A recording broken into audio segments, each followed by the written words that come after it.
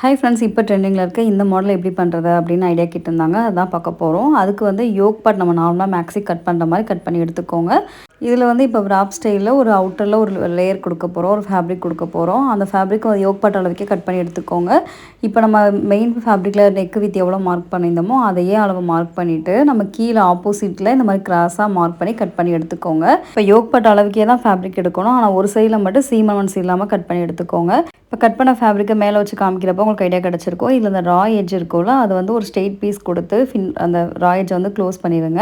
இப்போ நான் வந்து ஒரு 1 இன்ச்சுக்கு ஒரு ஸ்ட்ரெயிட் பீஸ் எடுத்து அந்த இடத்த ரா எட்ஜை க்ளோஸ் பண்ணி எடுத்துக்கிறேன். கீழ்ப்பக்கம் வந்து ரோப் எடுக்கணும். அந்த ரோப் தைக்கிறதுக்கு ஒரு 3 இன்ச்சு ஃபேப்ரிக் வந்து எடுத்துக்கோங்க. லென்த்தாக ஒரு சைடில் வந்து 19 இன்ச்சுக்கு இருக்க மாதிரி நான் எடுத்திருக்கேன். ஏன்னா அந்த ஃபேப்ரிக் வந்துட்டு கீழே ஃபுல்லாக நம்ம வச்சு தைக்கணும். அப்புறம் எக்ஸ்ட்ராவும் நமக்கு வந்து தொங்குற மாதிரி இருக்கும். இந்த பாட்டமில் வச்சு தைக்கிற மாதிரி இருக்கும். இதை வந்து நம்ம ராங் சைடு பக்கமாக வச்சு தைக்கணும். ராங் சைடு பக்கமாக வச்சுட்டு தைக்கணும். அந்த எண்டில் வந்துட்டு இந்த மாதிரி ரோப் தைப்போம் பார்த்திங்களா, அந்த மாதிரி ஃபினிஷ் பண்ணணும். இப்போ ஃபஸ்ட்டு ராங் சைட் பக்கமாக தைச்சி எடுத்துகிட்டு அதை அப்படியே ரைட் சைட் பக்கமாக நான் எப்படி ஃபோல்டு பண்ணணும் அதே மாதிரி அந்த தையல் போட்ட இடத்துல ஃபோல்டு பண்ணி ஸ்டிச் பண்ணிடுங்க. ஏற்கனவே நம்ம ராங் சைட் பக்கமாக வச்சுருந்த தையல் தெரியும், அந்த இடத்துல வந்து கரெக்டாக நீங்கள் ஃபோல்டு பண்ணி வர மாதிரி தைச்சிடுங்க. இப்போ தைச்சிட்டு லாஸ்ட் வரைக்கும் அந்த அந்த இடத்துல கொஞ்சம் ஓப்பனிங் இருக்கும், அந்த பகுதியும் இந்த பக்கம் ஒரு ஹாஃப் அந்த பக்கம் ஒரு ஹாஃப் இன்ச்சு ஃபோல்டு பண்ணி ஸ்டிச் பண்ணிடுங்க.